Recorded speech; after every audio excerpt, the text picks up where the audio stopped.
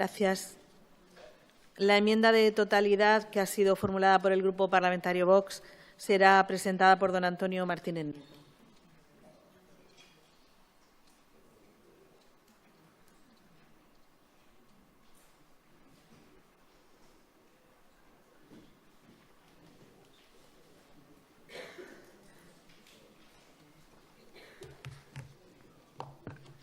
Tiene la palabra, señoría. Muchas gracias, señora presidenta. La mayor polarización de nuestro tiempo es la que enfrenta a la cultura de la muerte con la defensa de la vida como un bien sagrado que no está a disposición de nadie para su exterminio caprichoso. La ideología de la muerte tiene el objetivo de acabar con la dignidad de la persona y su derecho a la vida desde el momento de la concepción hasta la muerte natural, una idea que solo defienden los partidos patriotas de Europa. El aborto, la eutanasia y el suicidio son los remedios que ofrece la izquierda mundialista como emancipación frente a todo tipo de ataduras provocadas por valores conservadores como la religión, familia, patria o servicio al bien común. El marxismo cultural, renovado en la Agenda 2030, no quiere prisioneros atados a vidas indignas y corrompe la sociedad actual hasta el punto de hacerla incompatible con su propia supervivencia. La presión es tan grande que en Holanda se pide la eutanasia sin justificación médica. En Francia se receta para las enfermedades incurables y en otros países se quiere aceptar el aborto incluso después del nacimiento.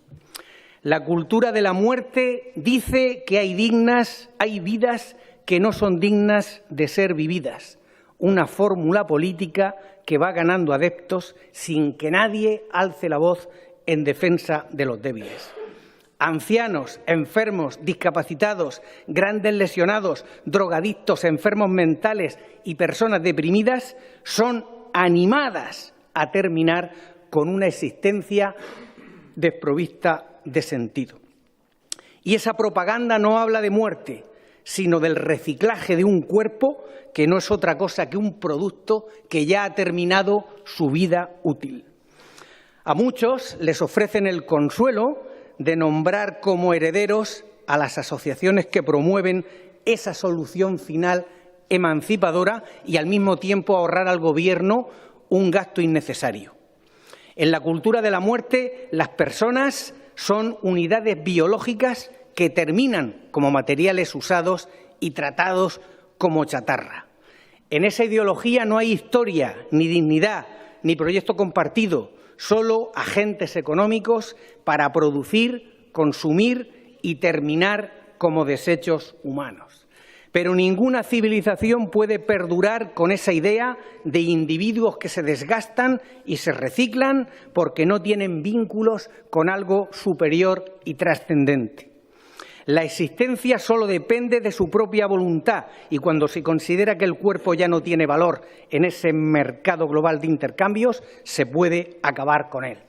Socialistas y populares están avanzando lentamente hacia el mismo punto de encuentro con la cultura de la muerte. Dicen que el aborto solo es para casos muy graves, no una trituradora anual de 100.000 vidas, y han convertido el aborto en un método anticonceptivo ordinario porque es la ideología de la muerte quien lo pide. En el caso de Noelia Castillo hay un crimen cometido por el aparato sanitario del Estado. Primero le quitan al padre la patria potestad sobre su hija para enviarla a un centro de menas y luego le ofrecen el pinchazo letal.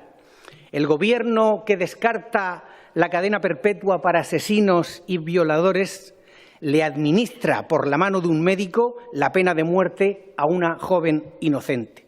Pero antes de esa inyección, el Gobierno le había administrado por la mano de una ideología el derecho a decidir sobre la hora de su muerte. Esa es la receta emancipadora para la religión del progresismo en sus versiones socialista y popular. Pero sobre toda esa costra roñosa de ese tanatorio político se eleva la civilización que afirma que la muerte no es el final. Decía el descubridor del síndrome de Down que una verdadera civilización no se juzga por su poder o su tecnología, sino por su trato hacia los débiles que no pueden defenderse. Y tenemos el deber de combatir, incluso con violencia, la aberración moral del aborto y la eutanasia. Y lo que hoy nos trae el Partido Popular a esta Asamblea es una petición de ayuda a Pedro Sánchez para que arregle el problema de los cuidados paliativos.